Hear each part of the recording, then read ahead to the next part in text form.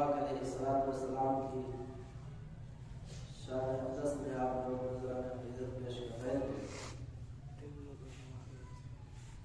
ہے رتبہ کمال مصطفیٰ بلغ العلا بکمالہ، ہے رتبہ کمال مصطفیٰ بلغ العلا بکمالہ، یا سر ہے ان کے جمال کا کشف الدجی بجمالہ.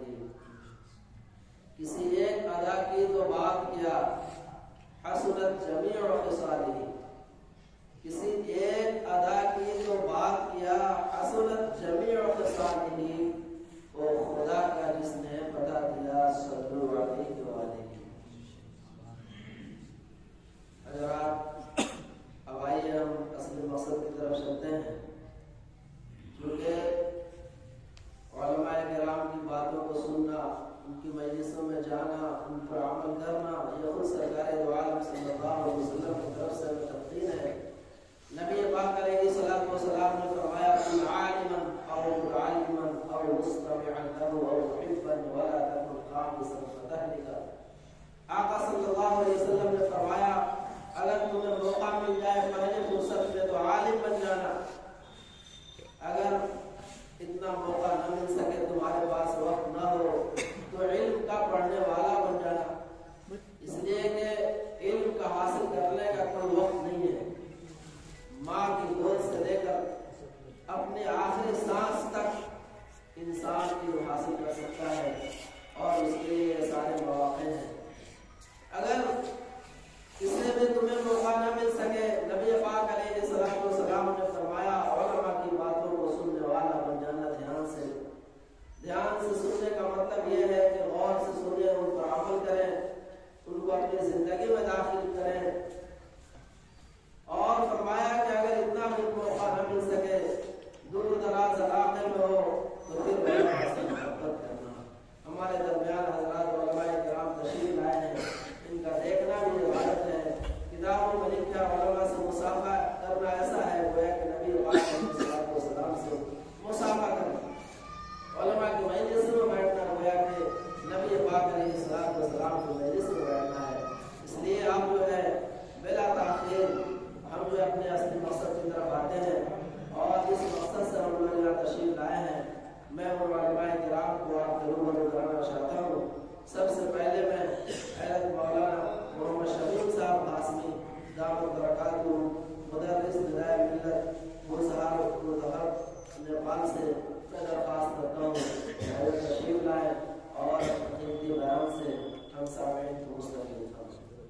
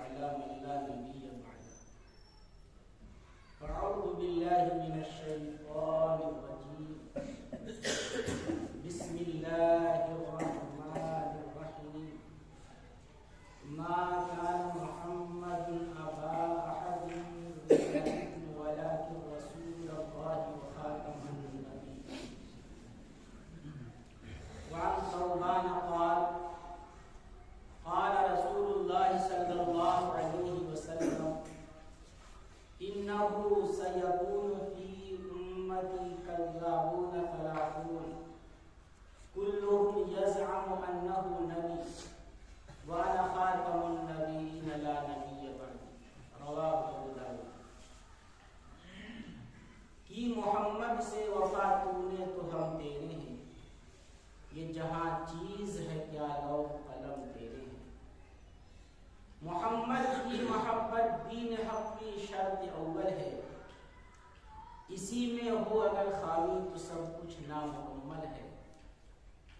نہیں قائل ہوا میں آج تک جھوٹی نبوت کا، خدا جس کا بروزی ہے نبی جس کا مرازی ہے. محترم بزرگوں اور دوستو عزیز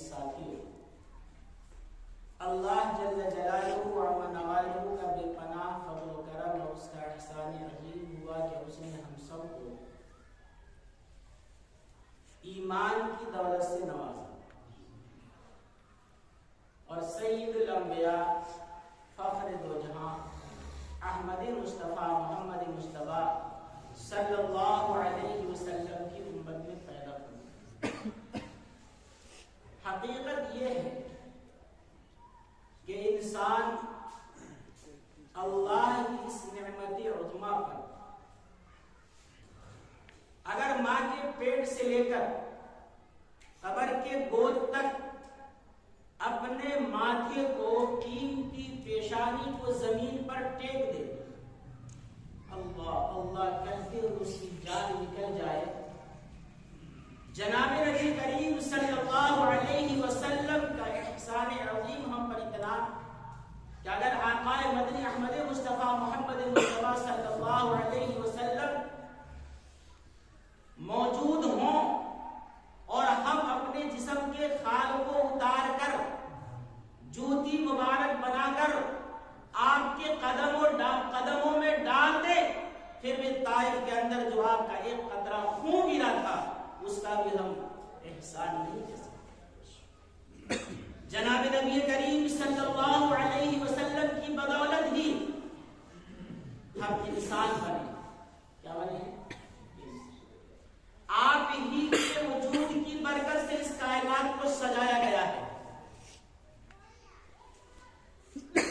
سب سے پہلے مشیت کی انوار سے نقش روئے محمد بنایا گیا۔ سب سے پہلے مشیت کی انوار سے نقش روئے محمد بنایا گیا، پھر اسی نقش سے مانگ کر بزم کونوں مکان کو سجایا۔ میں آپ کے سامنے اس بات کی وضاحت ضروری سمجھتا ہوں کہ اسلام پر یلغار آج سے نہیں بلکہ جب سے اس کا وجود ہے تب سے ہے اور تا قیامت ہوتا رہے گا، لیکن علماء حق شہدائیان اسلام محبان نبی تا قیامت اس کا تعاقب کرتے رہیں گے اور اس وقت تک دم نہیں لیں گے جب تک باطل شکست نہ کھا جائے، باطل مٹ نہ جائے۔ جناب رسول اللہ صلی اللہ علیہ وسلم سید الانبیاء ہیں، افضل الانبیاء ہے۔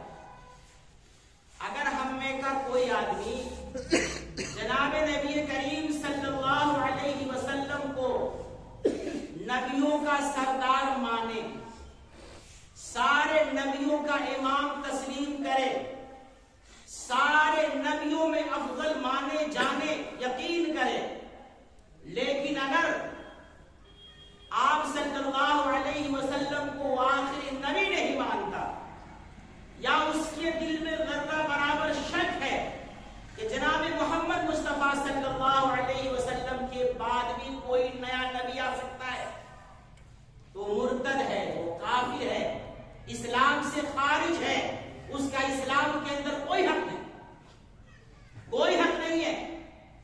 یہی وجہ ہے کہ جس وقت جناب نبی کریم صلی اللہ علیہ وسلم موجود تھے، ابھی آپ دنیا کے اندر باحیات تھے، اسی وقت مسیلمہ کذاب، اسود عنسی، طلیحہ اسدی، سجاہ نامی عورت نے نبوت کا دعویٰ کیا۔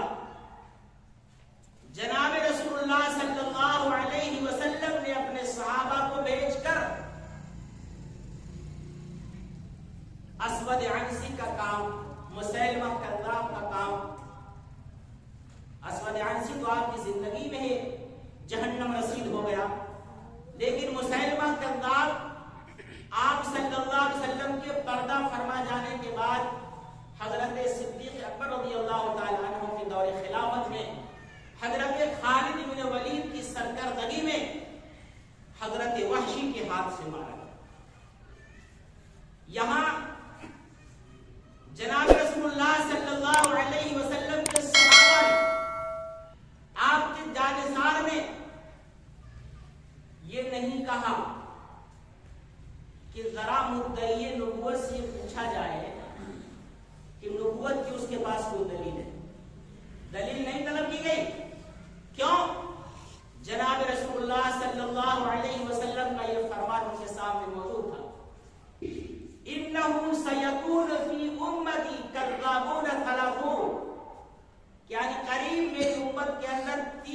دجال اور کذاب پیدا ہوں گے، 30 دجال اور کذاب پیدا ہوں گے۔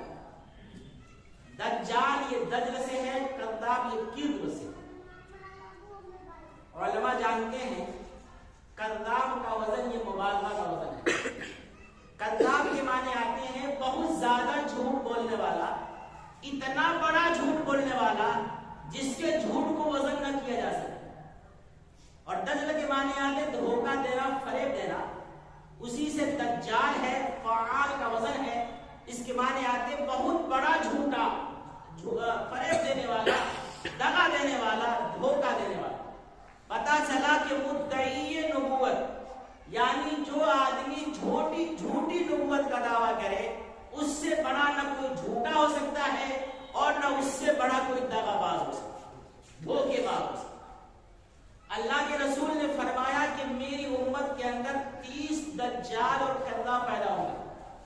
چنانچہ آپ کے زمانے کے اندر برساتی میڈک کی طرح مسلمان کذاب، اسود عنسی، طلیحہ اسدی، سجاہ نامی عورت، مالک بن نویرہ، بہت سے لوگوں نے نبوت کا دعویٰ کر دیا اور سب کے سب کیفر کے کام پہنچے، جہنم واصل ہوئے۔ علامہ ابن حجر عسقلانی رحمۃ اللہ علیہ جو بہت بڑے محدث ہیں، اور فتح الباری جو بخاری شریف کی شرح ہے، علماء جانتے ہیں اصح الکتب بعد کتاب اللہ البخاری، کتاب اللہ کے بعد دنیا میں اگر کوئی سب سے زیادہ صحیح کتاب ہے وہ کون سی ہے؟ بخاری شریف۔ بخاری شریف کی شرح علامہ حافظ ابن حجر عسقلانی رحمۃ اللہ علیہ نے فتح الباری لکھی ہے۔ اسی طریقے پر علامہ عینی رحمۃ اللہ علیہ نے بخاری شریف کی شرح عمدۃ القاری لکھی ہے۔ ان دونوں بڑے محدث نے اس حدیث کی شرح میں لکھا ہے کہ 30 کا جو تذکرہ اس حدیث کے اندر آ رہا ہے، اس سے تحلیل مقصود نہیں، یعنی اس حدیث کا یہ مطلب نہیں ہے کہ صرف 30 ہی ہوں گے، بلکہ 30 سے مراد وہ لوگ ہیں من قامت لہ شوکت۔ حدیث کے الفاظ ہے، حدیث کے الفاظ کی شرح جو کر رہے ہیں علامہ عینی اور علامہ عینی رحمۃ اللہ علیہ، انہوں نے یہ لکھا کہ انما المراد من قامت لہ شوکت، کہ 30 سے مراد وہ 30 ہیں جن کے پیچھے چلنے والا بڑا مجمع ہو جائے گا، جمع غفیر ہو جائے گا، جس کا رعب دبدبا بڑھ جائے گا، ورنہ چھوٹے موٹے نبوت کے دعوے دار، جھوٹے مدعیان نبوت قیامت تک نہ جانے کتنے آئے گے، اس کا شمار نہیں ہو سکتا، یعنی بہت آئے گے۔ چنانچہ امام ابو حنیفہ رحمۃ اللہ علیہ، جس کے ہم متبع ہیں، مقلد ہیں، جس کی وجہ سے ہمیں حنفی کہا جاتا ہے، امام ابو حنیفہ رحمۃ اللہ علیہ کے زمانے میں ایک شخص نے نبوت کا دعویٰ کیا۔ کیا؟ نبوت کا دعویٰ کیا؟ بات سمجھ میں آ رہی ہے؟ آپ کی طرف بولتے رہیے گا۔ ایک شخص نے نبوت کا دعویٰ کیا اور یہ کہا کہ مجھ کو اپنی نبوت پہ دلیل دینے کا موقع دیا جائے۔ کیا دیا جائے؟ مجھ کو اپنی نبوت پہ دلیل دینے کا موقع دیا جائے۔ امام ابو حنیفہ رحمۃ اللہ علیہ نے فتویٰ دیا کہ جو آدمی اس سے دلیل طلب کر لے گا وہ بھی کافر ہو جائے گا۔ وہ بھی کیا ہو جائے گا؟ کافر ہو جائے گا۔ اس لیے کہ آپ صلی اللہ علیہ وسلم کا آخری نبی ہونا، قرآن کریم کی تقریباً 100 آیتیں، کتنی؟ قرآن کریم کی تقریباً 100 آیتیں اور جناب رسول اللہ صلی اللہ علیہ وسلم کا فرمان تقریباً 200 حدیثوں کی شکل میں، 200 حدیثوں کی شکل میں موجود ہے، اور وہ بھی میں اپنی معلومات کے اعتبار سے کہہ رہا ہوں، جیسے نااہل کی معلومات کے حساب سے کہہ رہا ہوں، ورنہ اگر جس کا علم جتنا ہوگا قرآن کریم کے اندر وہ غور کرے گا تو اور بھی بہت سی آیتیں اور بہت سی احادیث مل سکتی ہیں۔ تو تقریباً 100 آیتیں اور جناب رسول اللہ صلی اللہ علیہ وسلم سے منقول 200 حدیث ایسی ہیں جس سے جناب نبی کریم صلی اللہ علیہ وسلم کا آخری نبی ہونا ثابت ہوتا ہے۔ دوسری بات میں آپ کو بتا، ایک وصف ہوتا ہے وصف کسب، ایک وصف ہوتا ہے وصف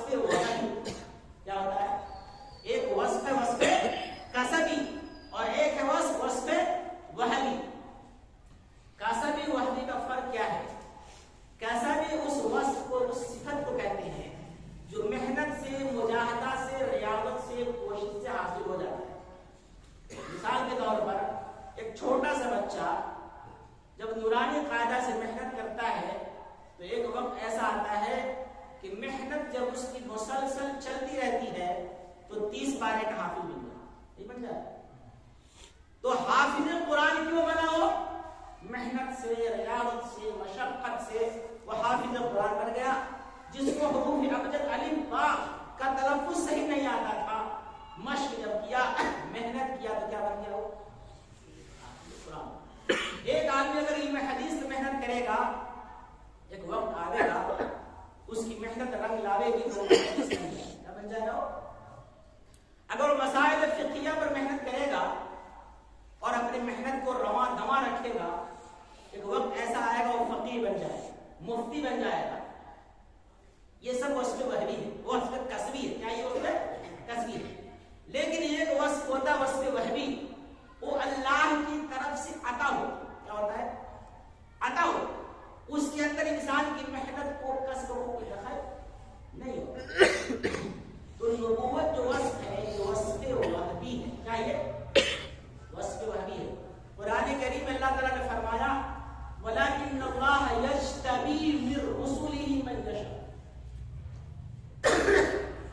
کہ اللہ تعالیٰ جسے چاہتے ہیں نا اپنے بندوں میں سے چنتے ہیں. کیا کرتے ہیں؟ اس کو منتخب فرماتے ہیں، چھانٹتے ہیں. کس کے لیے؟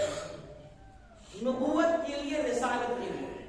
ہر ایک کے بس کی بات نہیں ہے کہ محنت کر کے، مجاہدہ کر کے، ریاضت کر کے وہ نبی بن جائے. اسی طریقے پر ایک بہت بڑے علامہ ہیں، علامہ سفارینی حنبلی مسلک کے ہیں. وہ امام احمد بن حنبل رحمۃ اللہ علیہ کی متبع ہیں.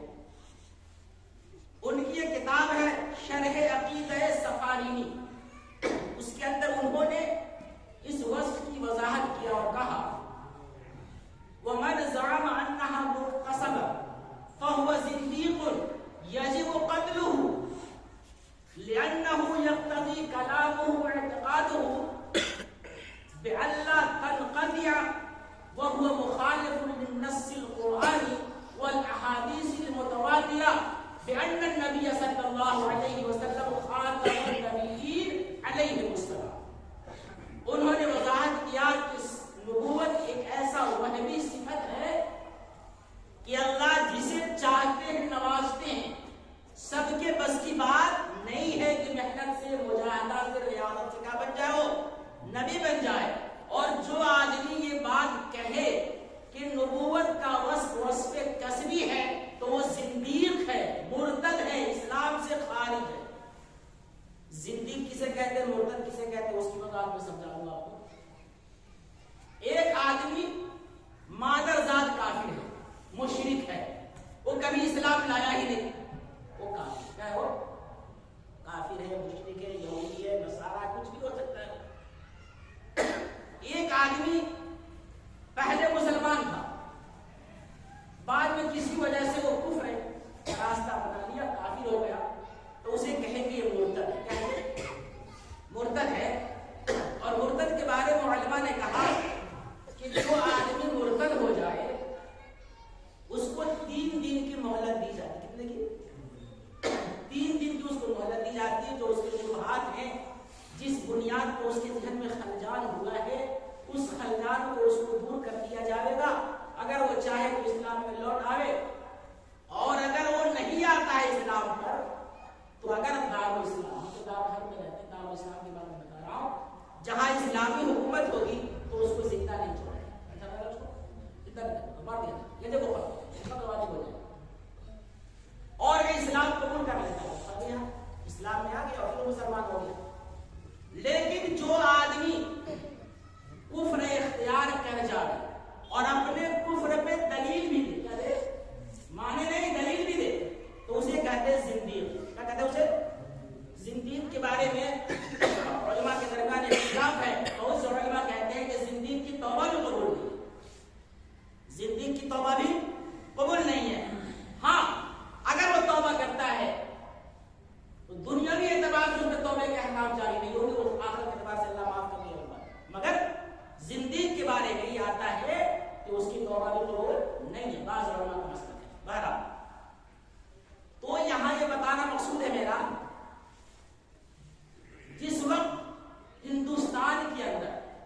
ہندوستان کے رہنے والے ہیں، آپ زیادہ جانتے ہوں گے، جنگ آزادی کی تحریک چل رہی تھی۔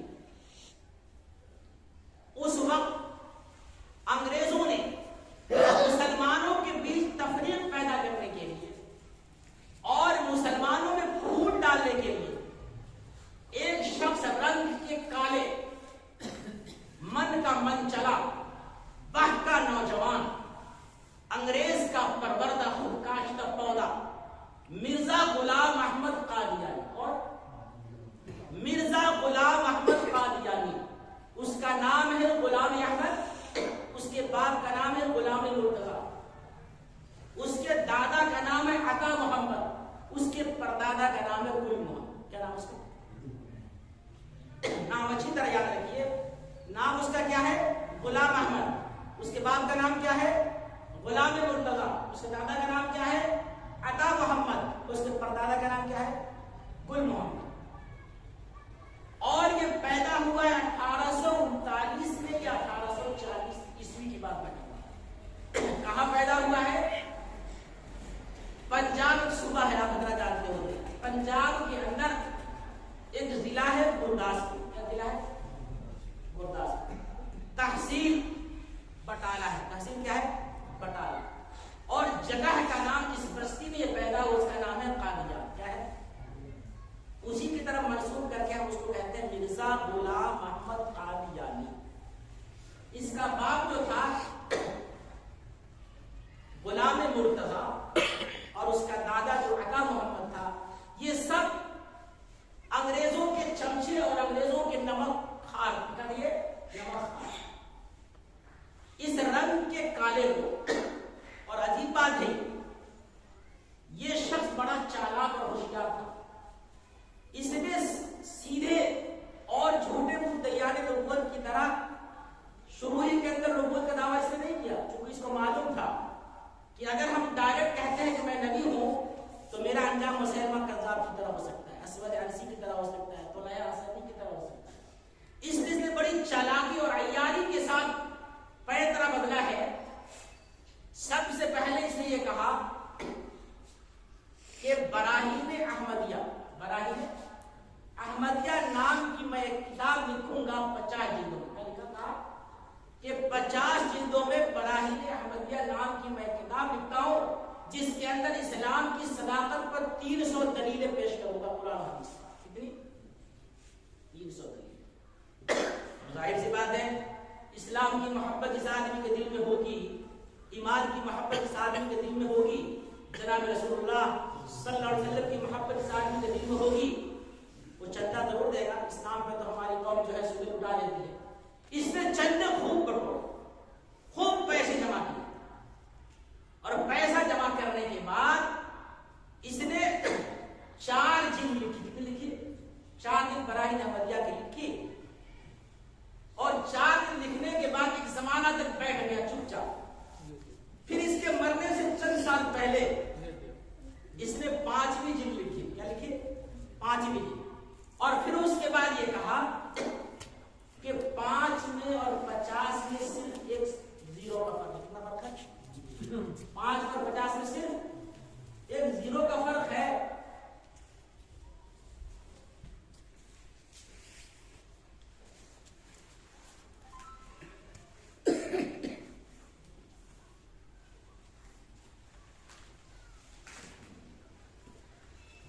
کہ 5 میں اور 50 میں صرف ایک زیرو کا فرق ہے، اس لیے 50 کی عدد 5 سے پوری ہوگی۔ اب آپ اندازہ لگائیے کتنا بڑا دھوکے باز، دغا باز ہے یہ۔ 50 میں اور 5 میں صرف زیرو کا فرق ہے، چندہ کیا 50 کے لیے اور کتاب لکھا 5۔ اور جب 5 جلدیں اس کی سامنے آئی تو بہت سے علماء نے اس کو پڑھنے کے بعد سمجھ لیا تھا کہ یہ آگے چل کر نبوت کا دعویٰ کرے گا، اس لیے کہ اس کے اندر اس نے الہام درج کیا۔ کیا تھا؟ الہام۔ اور الہامات کیا تھے؟ وہ شیطانی وساوس تھے، شیطانی خیالات تھے، جس کو وہ دلائل کہہ رہا تھا، الہام کہہ رہا تھا، مغالطات کو دلائل سے تعبیر کرنا۔ تو اس نے 50 کی جگہ 5 کے ذریعے جو ہے اپنا پورا چندہ بٹوڑ کر کے ہضم کر لیا، کھا گیا۔ جب آہستہ آہستہ جب اسلام کا کو ملہم من اللہ کہا. پھر ایک وقت ایسا ہے اس نے کہا کہ میں ہی مسیح ہوں, میں ہی مسیح موعود ہوں. پھر بعد میں یہ کہا کہ میں ہی مہدی ہوں. پھر تھوڑا سا آگے جب کہا کہ میں ذلی نبی ہوں, پھر کہا بروزی نبی ہوں. اس طرح کہتے کہتے اس نے پھر یہ کہا کہ میں نبی ہوں. کیا ہوں؟ اب یہ تخت نبوت پہ بیٹھا. آخر میں جا آہستہ آہستہ پہلے کہا میں ملہم من اللہ, اللہ کی طرف سے میرے طرف القاء ہوتا ہے, الہام ہوتا ہے. اس کے بعد یہ کہا کہ میں مسیح موعود ہوں, یعنی مثیل مسیح ہوں. پھر کہا مسیح موعود ہوں. پھر کہا امام مہدی ہوں.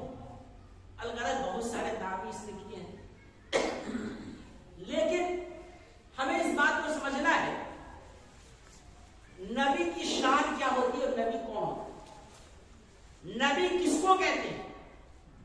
یہ بات پیچھے رکھ دی جائے کہ مرزا غلام ملعون 1000 بار اس پہ لعنت, کروڑ بار لعنت, قیامت تک لعنت. یہ ملعون ایک شریف انسان بھی ہے یا نہیں؟ نبوت کی بات تو بہت دور کی بات ہے, ایک شریف انسان بھی ہے یا نہیں؟ چونکہ نبی کون ہو, نبی کے بارے میں حضرت آدم علیہ السلام سے لے کر جناب رسول اللہ صلی اللہ علیہ وسلم تک جتنے انبیاء کو اللہ نے اس دنیا کے اندر بھیجا انسانوں کی ہدایت کے لیے, ان کا ظاہر ان کا باطن, ان کا ظاہر اور ان کا باطن, ان کی صورت ان کی سیرت سب امت سے فائق اور امت میں اعلیٰ. حضرت موسیٰ علیہ السلام اپنی قوم کی طرف آئے تو حضرت موسیٰ علیہ السلام اپنے قوم میں نمایاں, سیرت کے اعتبار سے بھی, صورت کے اعتبار سے بھی, اخلاق کے اعتبار سے بھی, یعنی ہر اعتبار سے امت پہ بھاری تھے, تاکہ امت کا کوئی فرق یہ نہ کہہ سکے کہ اے موسیٰ تیری ناک اگر ایسی ہوتی تو ذرا خوبصورتی بڑھ جاتی, تیرے آنکھ کی پتلی اگر ایسی ہوتی تو ذرا خوبصورتی بڑھ جاتی. ایسا کچھ نہیں. نبی کا ظاہر اور نبی کا باطن دونوں کیا ہوتا ہے, اعلیٰ, الفا, بالا. اور کوئی نبی رنگ کا کالا یا ایک آنکھ کا کالا نہیں مل سکتا, کوئی نہیں. لیکن یہ ملعون مرزا رنگ کا کالا بھی تھا, آنکھ کا کانا بھی تھا, اس کے منہ سے بدبو آتی تھی, اور یہ نشیلی چیز کا استعمال کرتا تھا, افیون بھی, شراب تک. یعنی ظاہری حسن کے اعتبار سے بھی یہ محروم تھا, اور کریکٹر تو اتنا اس کا داغدار ہے, آپ پڑھیے آپ کو اندازہ لگے گا کہ یہ شخص غیر محرم عورت جو ہمارے لیے اجنبیہ ہے, اس اجنبیہ عورت سے یہ رات رات بھر پاؤں دبواتا تھا, پنکھا جھلواتا تھا. تو خلوت میں کیا صرف پنکھا جھیلا جائے گا؟ خلوت میں صرف پاؤں دبایا جائے گا؟ کیا کرے گا یہ عیاشی. تو جو آدمی رنگ کا کالا ہو, آنکھ کا کانا ہو, کریکٹر کا داغدار ہو, عیاش ہو, وہ آدمی نبی بن سکتا ہے؟ نبی کی بات میں چھوٹے شریف انسان بن سکتا ہے؟ شریف انسان بھی نہیں ہے. میں چیلنج کرتا ہوں, اگر کوئی مرزائی میری بات کو سنتا ہو, کوئی مرزائی سے یہ کہیے کہ سنو, اگر تم واقعی دل سے یہ بات مانتے ہو کہ غلام احمد نبی ہے, تو میں بھی دعا کرتا ہوں, تم بھی دعا کرو. میں یہ دعا کرتا ہوں کہ اے اللہ میرے ظاہر کو بھی اور میرے باطن کو بھی میرے احمد محمد مصطفیٰ صلی اللہ علیہ وسلم کی طرف بنا دے. کہیں گے نا آمین؟ کہیے آمین. میں بھی دعا کرتا ہوں کہ اے اللہ, اور یہ سارا مجمع دعا کرتا ہے کہ اے اللہ میرے ظاہر کو, میرے باطن کو میرے نبی احمد مصطفیٰ محمد مصطفیٰ صلی اللہ علیہ وسلم کی طرف بنا دے. مگر اس مرزائی سے ذرا یہ کہہ کے کا حق دکھائیے کہ تم بھی دعا کرو کہ اے اللہ مجھ کو میرے نبی مرزا ملعون کی طرح ظاہر و باطن میں بنا دے. وہ نالائق مردود کبھی نہیں دعا. کیوں نہیں کرے گا؟ اس لیے نہیں کرے گا کہ وہ جان کر میں نے دعا کی, میری دعا قبول ہو گئی تو ایک آنکھ کا کانا ہو جاؤں گا, ہو جاؤں گا, ایک بتی میرے پاس نہیں رہے گی. اب اندازہ لگائی دنیا کے اندر 4 چکی کی گاڑی ہو اور ایک بتی آپ کا آف ہو جائے, ایک بتی کی گاڑی کو چلنے دیتی ہے؟ تو جب ایک بتی کی دنیا کی گاڑی دنیا کی سڑک پہ نہیں چل سکتی, تو ایک بتی کی گاڑی نبوت کی سڑک پہ چل سکتا ہے؟ نہیں چل سکتا. اس لیے یہ آدمی شریف انسان نہیں ہے, نبوت تو بہت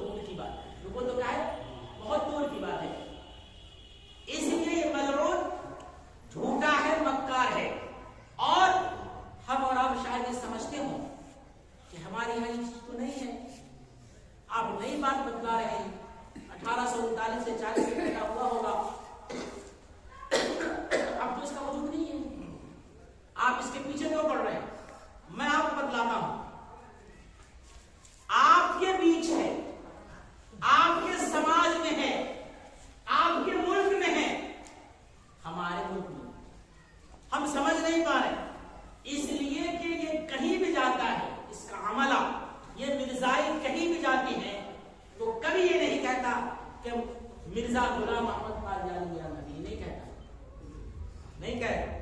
پہلے اس گاؤں میں جانے کے بعد، اس بستی میں جانے کے بعد حال احوال معلوم کرتا ہے کہ یہاں کس ٹائپ کے لوگ ہیں، غریب ہیں، مفلس ہیں، کیا ہیں۔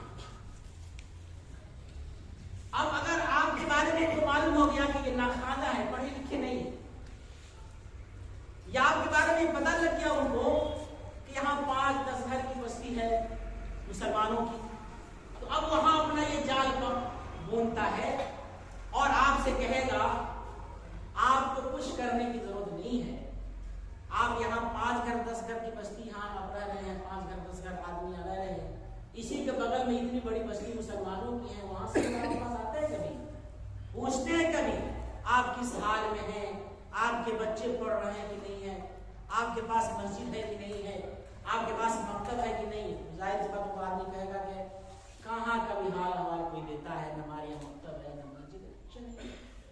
تو اب وہ کہتا ہے اگر ہم آپ کے لیے زمین خرید دیں، ایک مکتب بنوا دیں تو کیسا رہے؟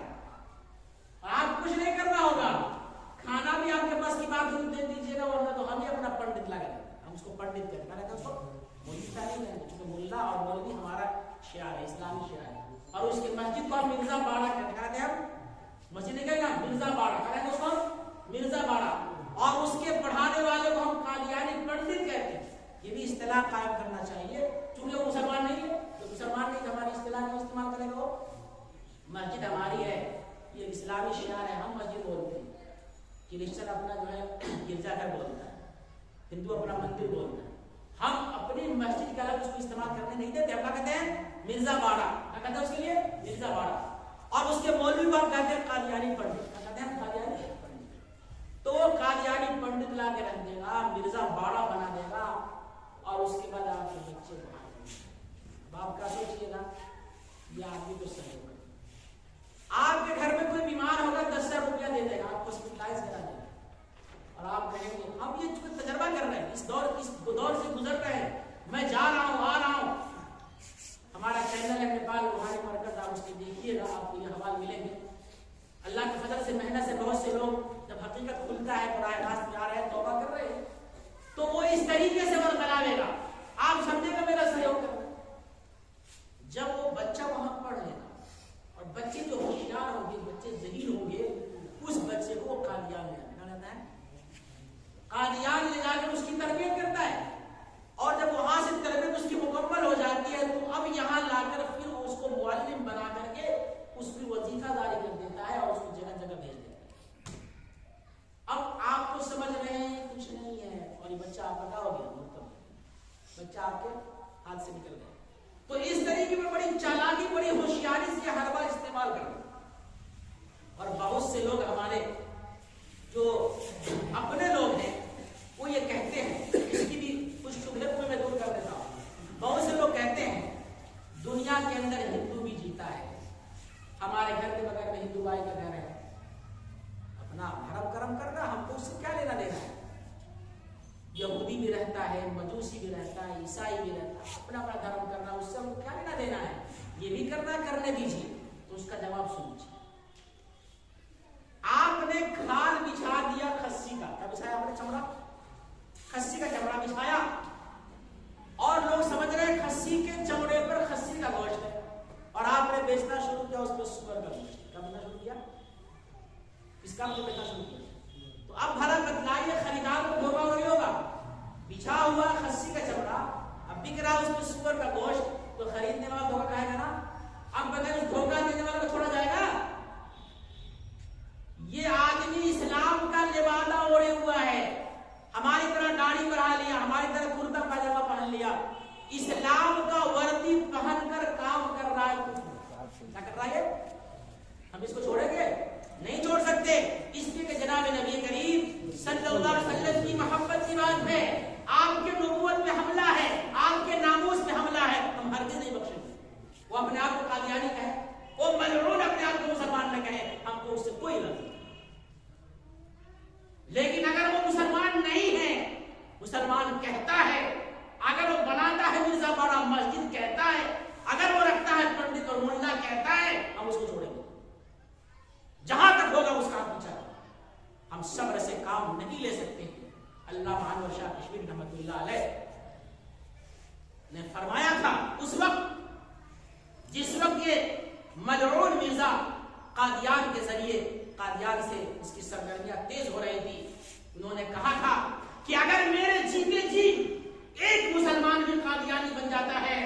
گلی کا کتا بھی مجھ سے اچھا ہے. کیا کہا تھا؟ اگر میرے جیتے جی ایک مسلمان بھی قادیانی بن جاتا ہے تو مجھ سے اچھا کون ہے؟ اس گلی کا کتا بھی اچھا. ظاہر سی بات ہے ہمارا وجود خاک میں مٹ جائے اگر ہم ہوئے اور ہمارا کوئی بھائی قادیانی بن جائے. سمجھوتا وہاں ہوتا ہے جہاں تھوڑے بہت کا اختلاف ہوتا ہے. یہ کہ دنیا کے اندر بہت سارے لوگ ہیں زندگی گزار رہے، فروعات میں اختلاف ہے، کوئی کچھ کر رہا ہے کوئی کچھ کر رہا ہے، عبادات میں اختلاف ہے، کسی کے ہاتھ باندھنے کا طریقہ کچھ اور ہے، کسی کا ہاتھ اٹھانے کا طریقہ کچھ اور ہے. ٹھیک ہے کوئی بات نہیں، برداشت کر لیا جائے گا. یہ فروعی اختلاف ہے. کیا ہے بھائی؟ لیکن یہ عقیدے کا مسئلہ ہے. یہ اسلام پہ ڈاکہ ڈالا جا رہا ہے کہ اس انسان کے عقیدے کو ختم کر رہا ہے، اس لیے ہم اس کو برداشت نہیں کریں. یہ تو ایسا ہی ہے. دوسری مثال سے میں سمجھا دوں آپ کو. ایک آدمی دکان کرتا ہے اور دکان کرنے سے پہلے لائسنس لیتا ہے گورنمنٹ سے. لیتے ہیں نا لائسنس. اور لائسنس لے رہا ہے کس کا؟ کہ یہاں دودھ بیچا جائے گا اور دکان کا بورڈ لگا ہے دودھ کا اور اندر لکھ رہا ہے شراب. بھلا بتائے گورنمنٹ اس کو برداشت کرے گی؟ لائسنس جس کا لیا گیا اسی کا نا.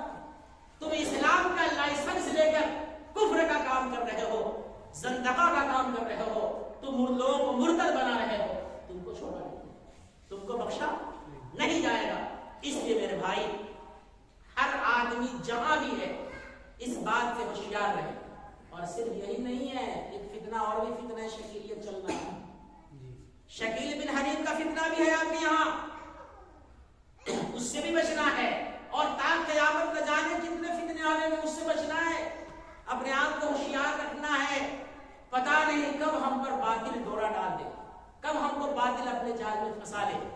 اس لیے میرے بھائی ہم اور آپ اپنے عقیدے کی حفاظت کے لیے اور اپنے عمل کی اصلاح کے لیے علماء سے جڑیں، مشائخ سے جڑیں. کس سے جڑیں؟ علماء اور مشائخ. یہاں الحمدللہ ہم سب کے سب تبلیغی بھائی ہیں نا بھائی، ہم سب تبلیغی ہیں. کوئی یہ نہ سمجھے کہ تبلیغ الگ ہے، کوئی یہ نہ سمجھے کہ تعلیم الگ ہے، کوئی یہ نہ سمجھے کہ ذکر الگ ہے. یہ سب دینی شعبے ہیں. کیا سب یہ سب کیا ہے بھائی؟ اور دین کے جتنے شعبے ہیں سب ہمارے ہیں. ہم ایک دوسرے کے معاون ہیں. کیا ہے؟ 6 نمبر کے اندر اول نمبر کیا ہے؟ کلمہ. تو کلمہ کا ایک جز کیا ہے؟ لا الہ الا اللہ. دوسرا کیا ہے؟ محمد رسول اللہ. یہ تو پہلی چیز آپ کی عقیدے کی بات. جو آدمی اللہ کو ایک مانے اور محمد رسول اللہ کو آخری نبی نہ مانے اس زمانے تو آپ کا 6 نمبر کا پہلی بنیاد ہے کہ نہیں ہے نا؟ اچھا اب چلیے دوسرا نمبر کیا ہے آپ کے اندر؟ نماز ہے نا. نماز کا تعلق عمل سے. کس سے ہے؟ عمل سے. اگر ہندو بھائی مسجد میں آ کر 4 رکعت نماز پڑھ لے ہماری طرح وضو کر کے نماز کو قبول ہو جائے؟ بتائیے قبول ہو جائے گا؟ کیوں نہیں ہوگا؟ عقیدہ درست نہیں ہے. عقیدہ درست نہیں ہے. اب اگر ہمارا آدمی مسلمان گھرانے میں پیدا ہوا ہے، نام اس کا عبداللہ عبد الرحمن ہی ہے، مگر وہ قادیانی ہے اور ہمارے ساتھ نماز پڑھتا ہے، نماز قبول ہو جائے گا اس کی؟ تو نماز جنت میں اس کو نہیں لے جا سکتی ہے جب اس کا عقیدہ درست نہیں ہے. عقیدہ درست نہیں ہے تو نماز جنت میں نہیں لے جا سکتی ہے. عقیدے کی صحت ضروری ہے. تیسرا نمبر کیا آتا ہے بتائیے؟ علم و ذکر. علم سے کیا مراد ہے؟ علم کہاں ملے گا؟ علماء کی مجلس. اور ذکر سے مراد کیا ہے؟ ذکر کہاں ملے گا؟ مشائخ کی چوکھٹ. تو عقیدہ اور عمل دونوں کی درستگی کے لیے علماء اور مشائخ سے جڑنا واجب ہے. کیا ہے؟ جڑنا کیا ہے؟ واجب ہے، ضروری ہے.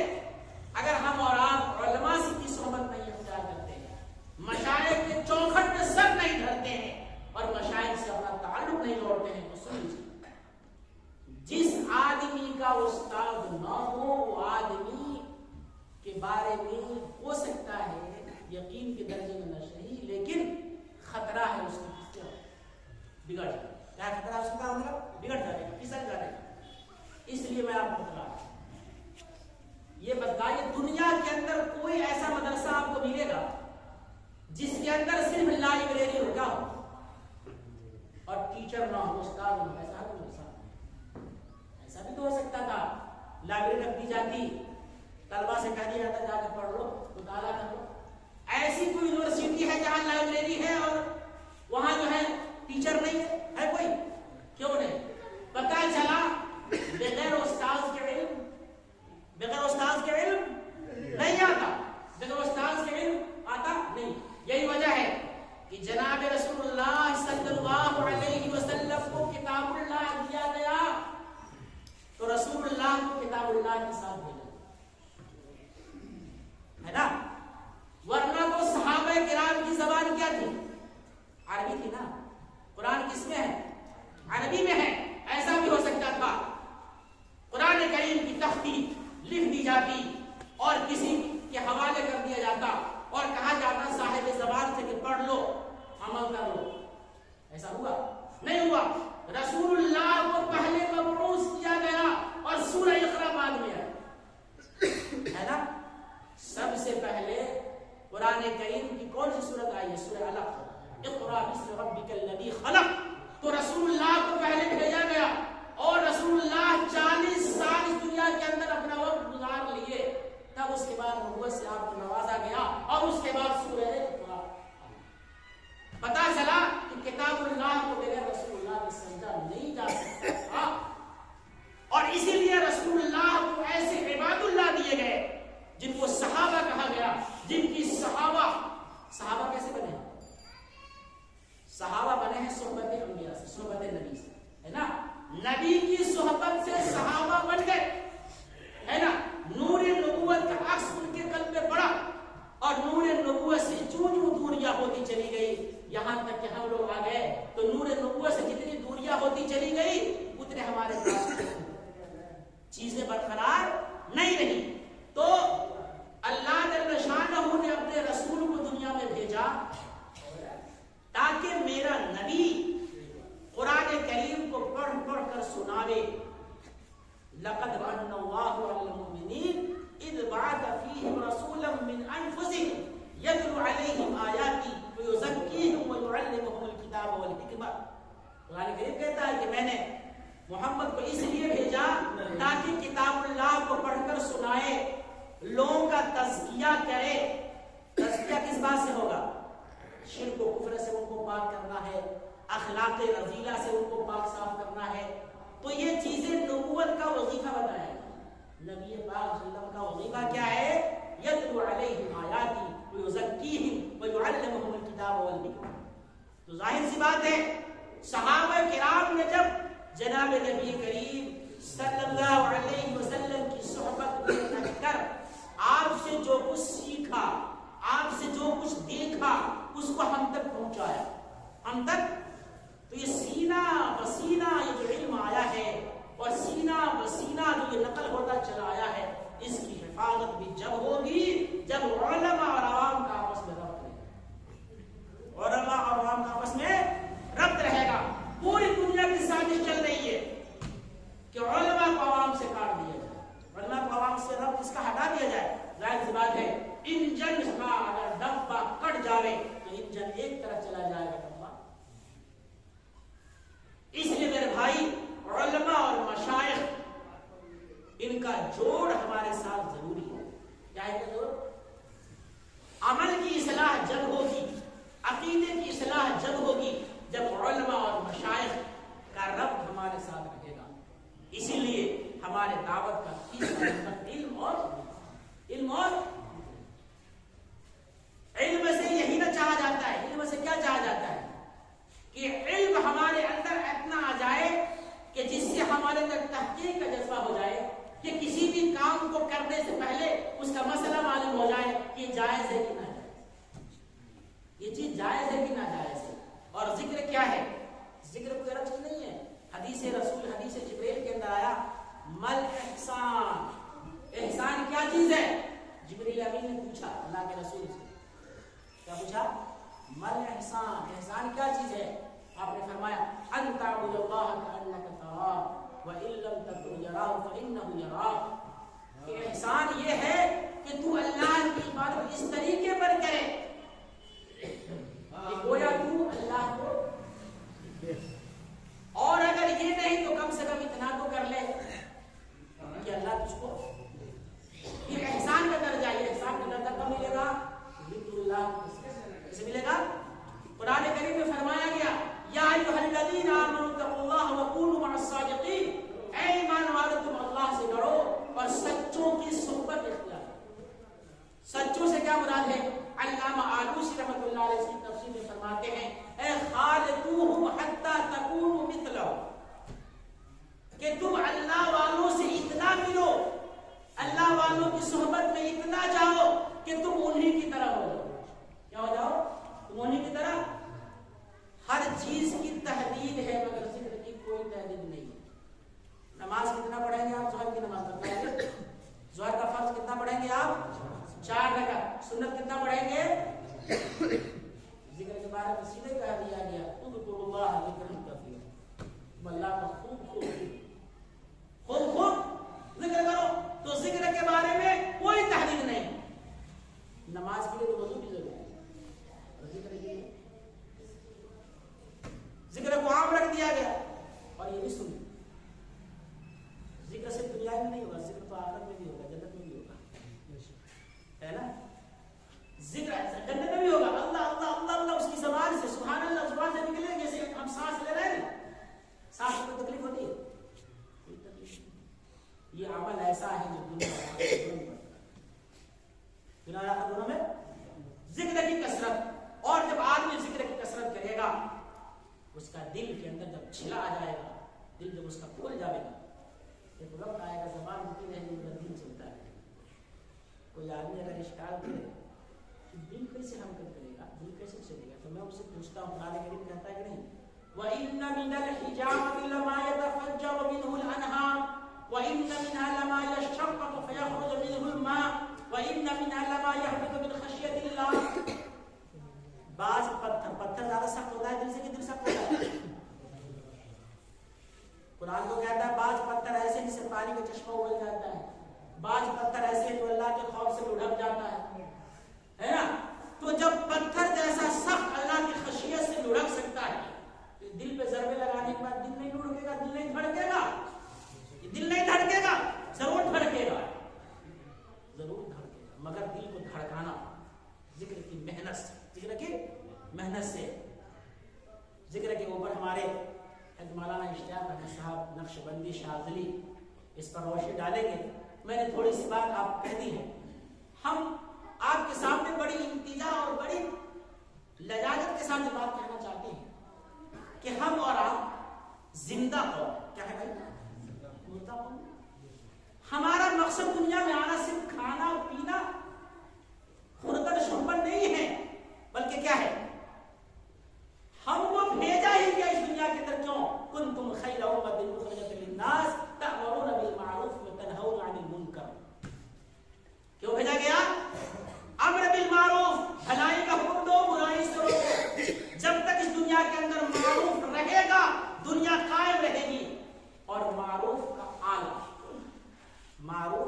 اعلیٰ فرد کون ہے؟ ایمان۔ جتنے معروفات ہیں ان سب میں سب سے اعلیٰ فرد کیا ہے؟ کلمہ طیبہ لا الہ الا اللہ محمد رسول اللہ۔ اور جب یہ معروف ختم ہو جائے گا دنیا کے اندر صرف جو ہے منہیات رہ جائے گا، اور منہی عنہ کا سب سے اعلیٰ فرد جو ہے شرک ہے۔ کیا ہے؟ شرک۔ جب شرک رہ جائے گا ایک بھی مومن نہیں رہے گا، اس وقت قیامت آئے گا۔ تو یہ دنیا کس کی وجہ سے زندہ ہے؟ دنیا کس کی وجہ سے باقی ہے؟ ہمارے اور آپ کی وجہ سے باقی ہے۔ تو جس کی وجہ سے دنیا باقی ہو یہی سو جائے تو بھلا امت کا کیا حال ہو؟ امت کا کیا حال ہو؟ اس لیے میرے بھائی ہم دین کے سارے شعبے کو اپنا شعبہ سمجھیں، ایک دوسرے کا تعاون کریں، تعاونوا علی البر والتقوی، ہے نا؟ ایک دوسرے کا ہم تعاون کریں گے، ہمارا کوئی ایک دوسرا مقابل نہیں ہے۔ مدرس کا مبلغ مقابل نہیں ہے، مبلغ کا مدرس مقابل نہیں ہے، بلکہ کیا بھائی ہم سب ایک دوسرے کے معاون ہیں۔ جیسے 5 انگلیاں آپس میں مل جاتی ہے مضبوطی آ جاتی ہے. دین کے سارے شعبے اگر آپس میں مل جائیں گے تو دین کو شباب ہے نا. فضائے بدر پیدا کر اتر سکتے ہیں آج بھی فرشتے قطار اندر. تو آج بھی اللہ ہمارا وہی ہے, کتاب ہماری وہی ہے, نبی ہمارا وہی ہے. ہمارا کیا ہے بھائی بدل گئے. آج اگر ہم اپنے عقیدے کی اصلاح کر لیں گے انشاءاللہ اور اپنے عمل کی اصلاح کر لیں گے تو انشاءاللہ ہم وہی مقام پا لیں گے. اللہ تعالیٰ سے دعا کریں کہ اللہ تعالیٰ ہمیں صحیح سمجھ کی اور عمل کی بعد دونوں کی کا خاتمہ ایمان پر فرمائے. وآخر دعوانا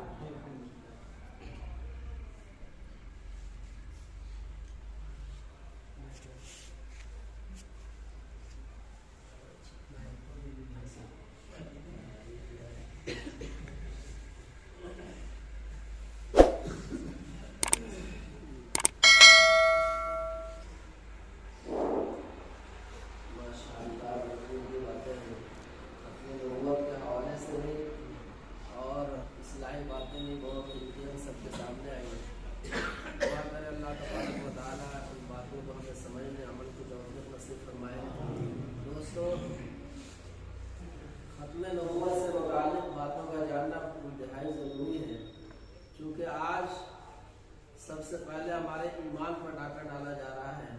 ایمان خطرے میں ہوگا پھر جو ہم دائرے اسلام سے نکل جائیں گے. اور جو نبی پاک علیہ الصلوۃ والسلام کو آخری نبی نہ مانے وہ علماء کا متفقہ فیصلہ ہے تو مرتد اور کافر ہے. دوستو نبی کے لیے بھی اعلیٰ صفات کا ہونا ضروری ہے جیسا کہ حیرت نے بتایا. اور مرزا غلام احمد قادیانی نے جو دعویٰ کیا تھا ملعون کہ ہم نبی ہیں یا مسیح موعود ہیں, تو یہ سب جو ہے اپنے دعوے میں قرآن و حدیث کی روشنی میں بالکل جو ہے جھوٹا ہے, کذاب ہے, دجال ہے. اس لیے کہ اتنی آیات اور اتنی کثرت کے ساتھ روایات شاید کہ اور کسی چیز کے بارے میں وارد ہوئی ہو جتنا جو ہے مسیح موعود کی پہچان میں اور دجال کے بارے میں نبی پاک علیہ السلام نے بیان فرمائی. علماء نے لکھا ہے کہ یہ روایات تواتر تک پہنچی ہوئی ہیں, یعنی ہر دور میں ان کی روایت کرنے والے اتنے تعداد میں کثرت کے ساتھ تھے کہ ان روایات اور حدیث کو جو روایت کرنے والے تھے ان کا جھوٹ پر اتفاق ہونا مشکل ناممکن ہے. تو اتنی روایات جو ہے اس میں وارد ہوئی ہیں, بالکل ہر بات الگ الگ کہ کہاں عیسیٰ علیہ الصلوۃ والسلام آئیں گے اور ان کے اماں کا نام کیا ہے اور جو ہے کہاں ان کی پرورش ہوئی, کیسے پیدائش ہوئی, پورے مکمل ڈیٹیل موجود ہے. لیکن اس کے باوجود بھی یہ چور راستے سے لوگ داخل ہو جاتے ہیں اور ایمان پر ڈاکہ ڈالنے کی کوشش کرتے ہیں. دوستو آپ سمجھیں کہ ہمارے علاقے میں ہمارے اطراف میں تو اس طرح کوئی ہے نہیں, لیکن جاننا بھی تو ضروری ہے. نہ جاننے ہی کی وجہ سے تو لوگ ان کے فتنے میں پڑ رہے ہیں. شکیل ابن حنیف نے جو فتنہ کھڑا کیا, دور نہیں آپ کے موتیہاری شہر میں بھی اس کے ماننے والے موجود ہیں. تو نہ جاننے کی وجہ سے حیرت ذوالفقار صاحب رحمۃ اللہ برکاتہ نقشبندی نے فرمایا, ایک جملہ انہوں نے فرمایا ہے کہ گناہوں سے بچنے کے لیے ضروری ہے کہ گناہوں کا زیادہ علم, جس کو گناہوں کا سب سے زیادہ علم ہوگا اس کے لیے گناہوں سے بچنا اتنا ہی آسان ہوگا. اسی طریقے سے ختم نبوت کے بارے میں وہ دلائل اور وہ آیات ہمیں زیادہ معتبر طریقے سے ہمیں معلوم ہوں گے تو پھر جو ہے ہم ان سے ان کے فتنے سے ہم جو ہے مکمل طریقے سے بچ سکیں گے. اس لیے یہ باتیں ہمارے سامنے آئی. اس طرح اگر کہیں بھی ہمارے علم میں یا ہمارے رشتہ داروں میں یا ہمارے جو تعلق رکھنے والوں میں کہیں سے بھی کسی بھی طریقے سے اس طرح باتیں سنیں جہاں شکیل ابن حنیف کا فتنہ اٹھ رہا ہو یا قادیانی مرزا غلام احمد قادیانی کا فتنہ اٹھ رہا ہو تو ہم ضرور علماء سے رابطہ کریں اور اس سلسلے ان کو بتائیں تاکہ اس فتنہ کا بر وقت جو ہے خاتمہ کیا جا سکے, چونکہ اس امت کے لیے بہت ہی خطرناک بات ہے یہ فتنہ. اللہ سے دعا فرمائے اللہ اس فتنے کو ہم سب اس فتنے سے ہم سب کی حفاظت فرمائے. اب جو ہے اپنے مہمان گرامی میں سب سے آخری کڑی حضرت مولانا اشتیاق صاحب دعوت برکاتوں میں ہے جو نیپال سے چل کر تشریف لائے ہیں.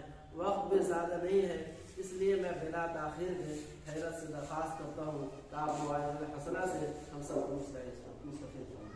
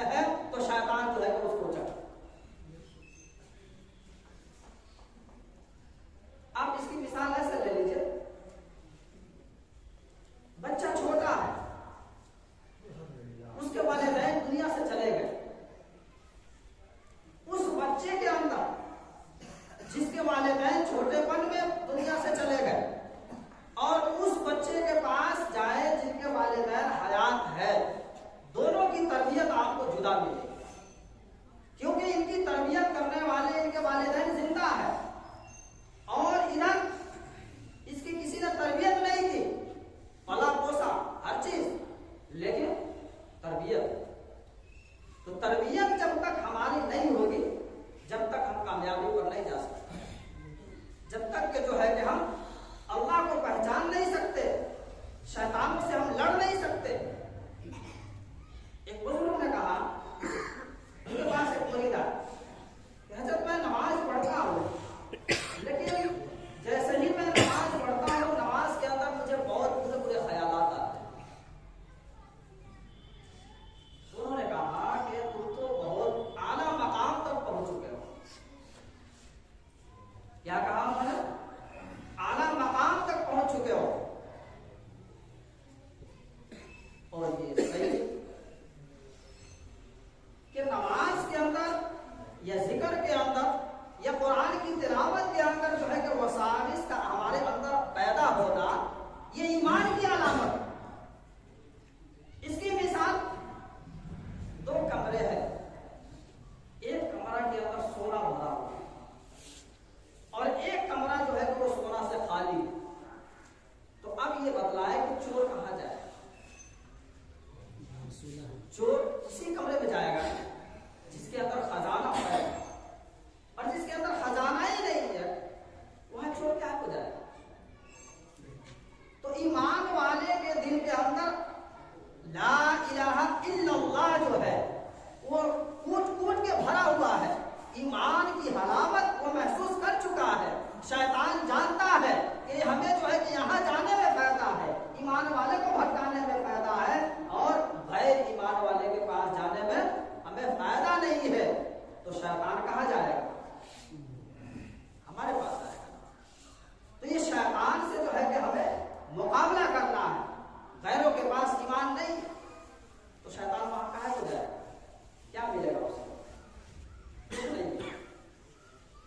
تو شیطان کہاں جائے گا؟ مومن کے پاس جائے گا۔ اب ہمارے دلوں میں ایک بات یہ بھی خیال آ جاتا ہے کہ ہم روز مرہ نمازیں پڑھتے ہیں، ذکر بھی کر رہے ہیں اور اپنے شیوخ سے بھی جڑے ہوئے ہیں، لیکن ہمیں کوئی فائدہ نظر نہیں آتا۔ آتی ہے نا بات یہ، بہت سارے ہمارے ساتھی بھی ایسے بھی ہے جو کہتے ہیں کہ حضرت ہم تو 2 سال سے جڑے ہوئے ہیں، لیکن جو ہے کہ ہمارا تھوڑا سا کام نہیں ہو رہا۔ یہ تھوڑا سا یہ کام نہیں ہو پا رہا ہے، یہ وساوس کون ڈال رہا ہے؟ شیطان ڈال رہا ہے۔ یہ شیطانی وسوسہ ہے، اور انسان جو ہے 2 سال ذکر کرنے کے بعد، 6 مہینہ ذکر کرنے کے بعد وہ ہٹ جاتا ہے۔ تو کام کا بنانا اور کام کا بگاڑنا یہ اللہ کی ذات ہے۔ ہمارا اور آپ کا کام یہ ہے کہ ہم جب شیخ سے جڑے تو اپنی اصلاح کے لیے، کام بنانے کے لیے شیخ سے نہ جڑے کہ ہم شیخ سے جڑ جائیں گے تو ہمارا بڑا کام ہو جائے گا۔ شیخ کے ہاتھ میں کام بنانا اور بگاڑنا نہیں ہے، عزت اور ذلت کا مالک آپ کے شیوخ نہیں ہے، بلکہ یہ سارا کا سارا چیز اللہ کی ذات ہے۔ بلکہ اپنے شیخ سے اس لیے جڑے کہ ہماری جو روحانیت جو خراب ہو گئی ہے، ہمارے روحانیت طریقے سے جو ہم بیمار پڑ چکے ہیں، اس کی اصلاح کیسے؟ اب اس کی اصلاح جب ہم کسی شیخ کے پاس جائیں گے، اب جس کا شیخ ہوتا ہے اس کو شیطان خراب نہیں کرتا، تو اس لیے جو ہے ذکر تو ہم کرتے ہیں۔ مولانا نے بتایا کہ 6 نمبر کے اندر جو ذکر ہے ہر آدمی کرتے ہیں، ہم بھی کرتے ہیں، آپ بھی کرتے ہیں، لیکن اسی ذکر کو جب اپنے شیخ کو سامنے رکھ کر کے جو ہے اس ذکر کو کریں گے، جب جا کر کے جو ہے کہ کامیاب ہوگی۔ لیکن تو اکیلا شروع کر دیا، بھائی ذکر تو کر رہے ہیں لیکن وہی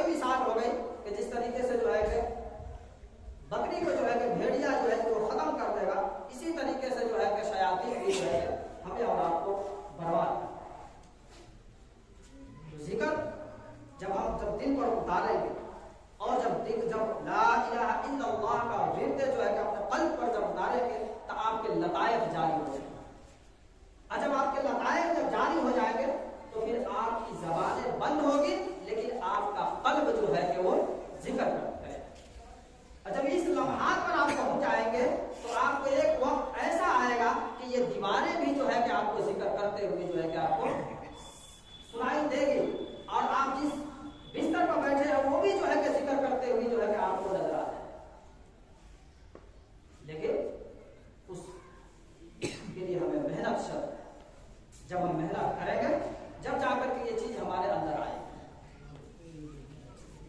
تو اب جا کر کے جو ہے جب ہم ذکر کرتے ہیں اپنے شیوخ سے جوڑے, اپنا ایک شیخ بنائے اور شیخ سے جڑنے کے بعد ذکر کرے اور ذکر کرنے کے ساتھ ساتھ یہ شاذلیہ جو ذکر ہے یہ بر صغیر کے اندر جتنے بھی سلاسل ہے 4 سلاسل جو ہے کہ بر صغیر کے اندر بہت مشہور و معروف تھے. اس وقت جو ہے کہ یہ سلسلہ شاذلیہ جو ہے مشہور نہیں, بہت کم لوگ اسے جانتے ہیں. لیکن جب یہ سلسلہ شیخ نور الدین صاحب کے پاس جب یہ سلسلہ آیا تو یہ سلسلہ جو ہے اس کے دونوں طریقے سے اسناد موجود ہے.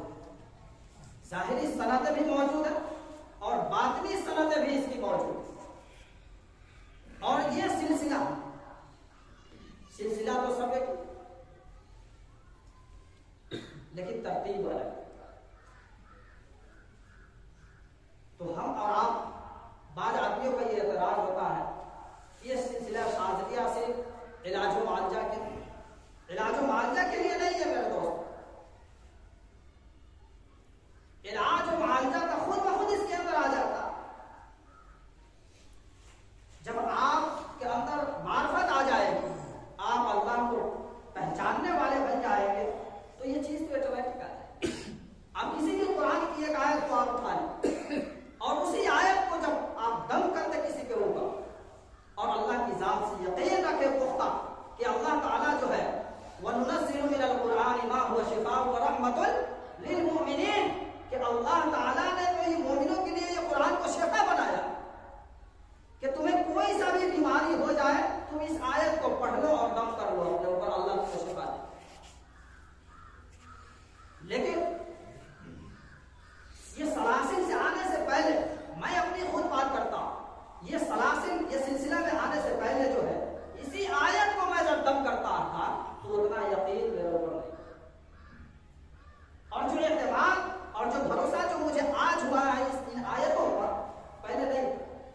اسی آیت کو جو ہے کہ پہلے میں دم کیا کرتا تھا جو آج آیتیں پڑھتا ہوں, اور اسی آیت کو اس سلسلے میں آنے کے بعد شیخ سے جڑنے کے بعد تھوڑی موڑی جو ہے کہ میری ہلکی پھلکی تربیت ہوئی ہے, میں بھی جو ہے کہ آپ جیسا ایک انسان ہو تو وہی آیت کو الحمدللہ آج جو ہے کہ آپ میں سے ہر آدمی جو ہے کہ اسی آیت کو آپ دم کریں انشاءاللہ 1 سے 2 منٹ ہوتے ہوتے جو ہے اس کے سر کا درد ختم.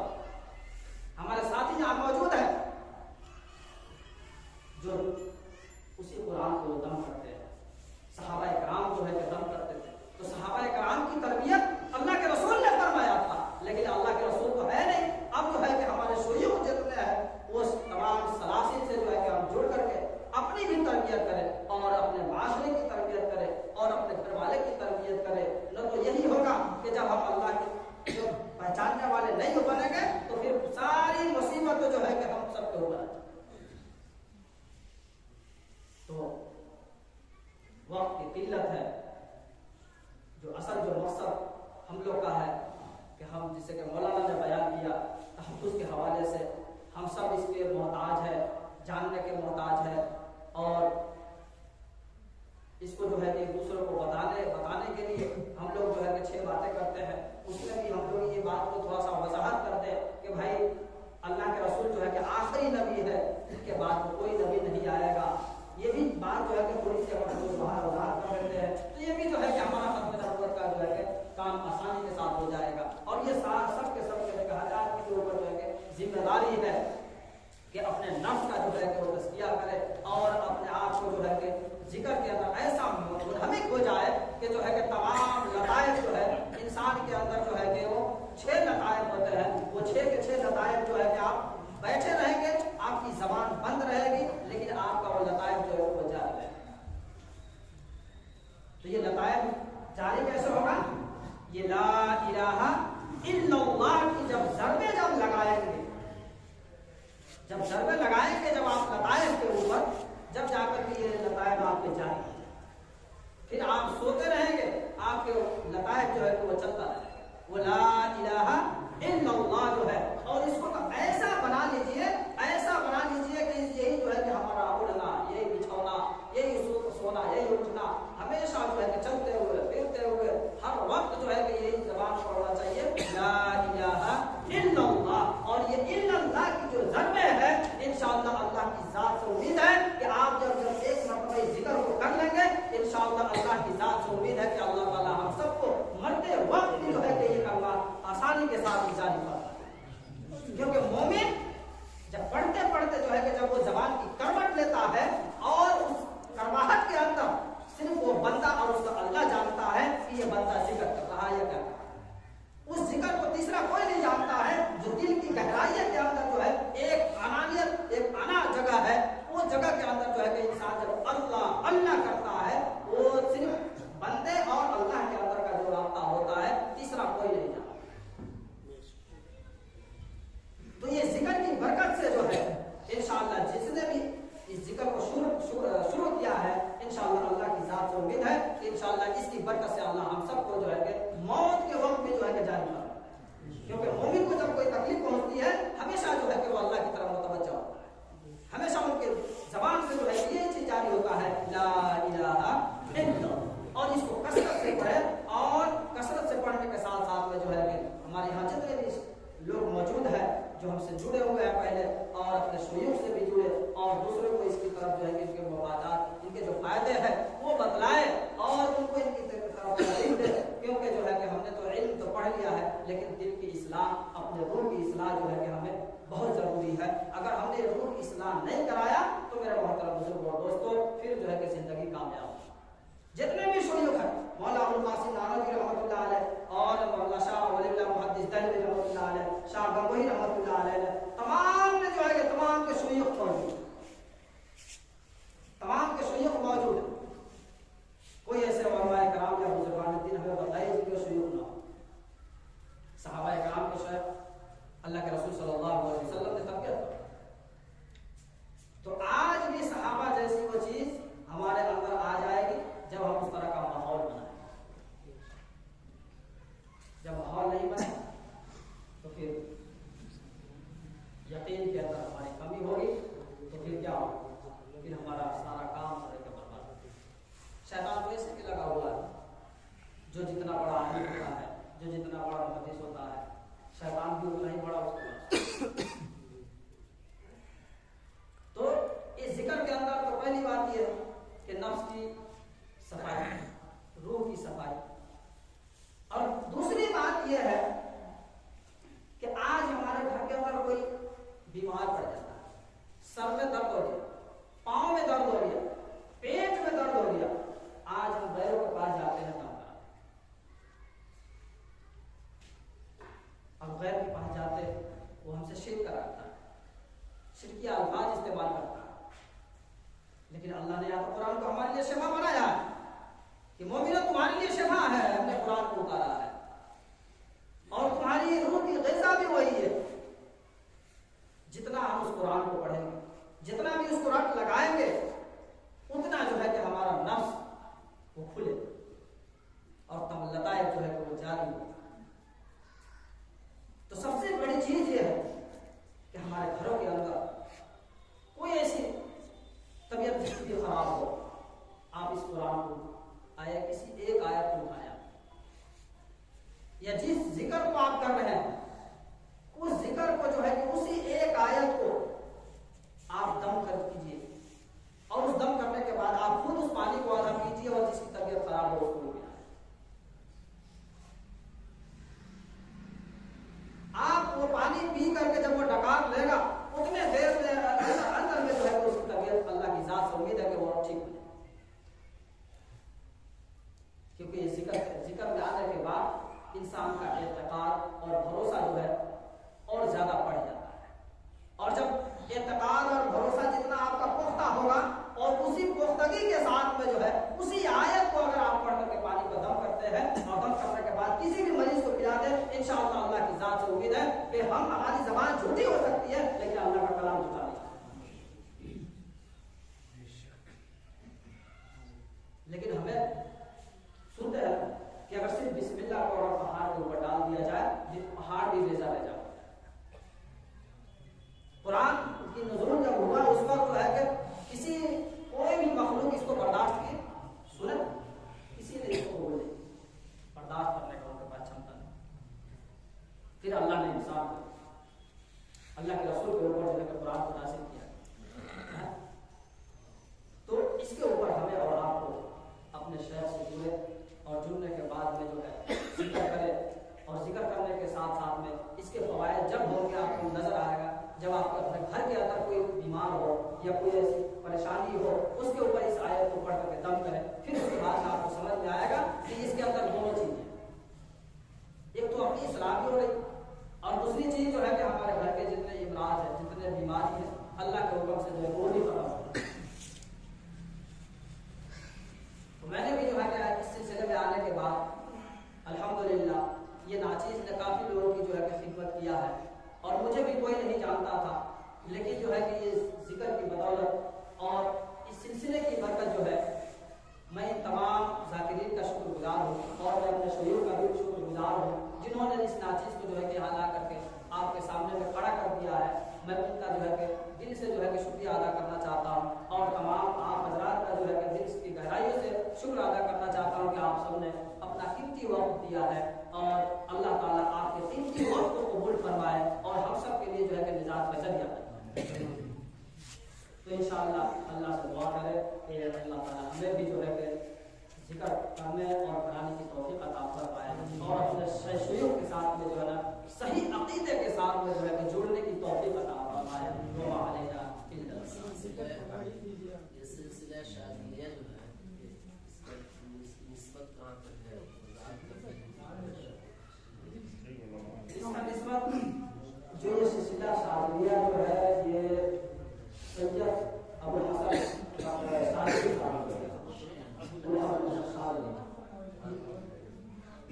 یہ آپ کو یہ بغداد کی طرف جو ہے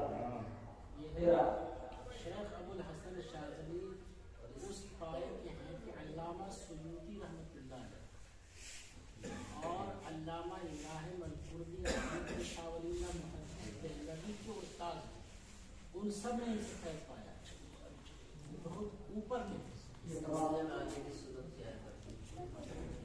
اس کی ترتیب کچھ نہیں ہے، بس یہ ہے کہ جو سلسلہ شاذلیہ جو ہے اس کے ابھی جو مسلک ہے مسید نوجوان کا شاذلی ہے،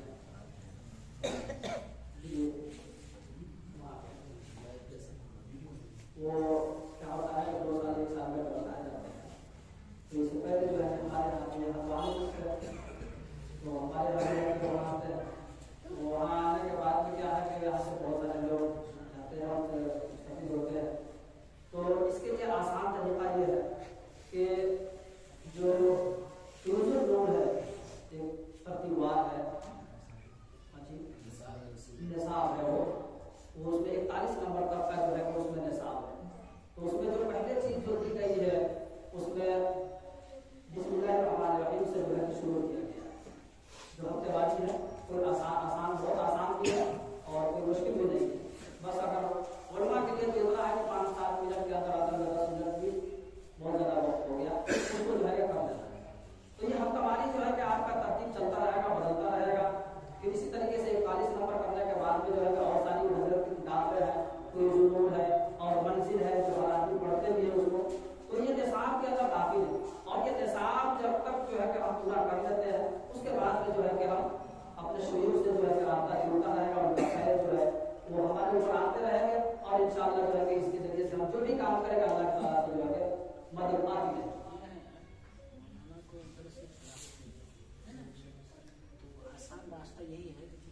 मामला दूसरा है, मुल्क का मसला है। आप हजरत से रब्ता करें और हजरत आपको सलाह दीजिए। आपको नेट का ज़माना है, जो वज़ायत नेट में डाल दिए गए, आपको जो भी अहवाल आएंगे नेट के जरिए मालूम कर लीजिए, उनका ये आसान रास्ता है।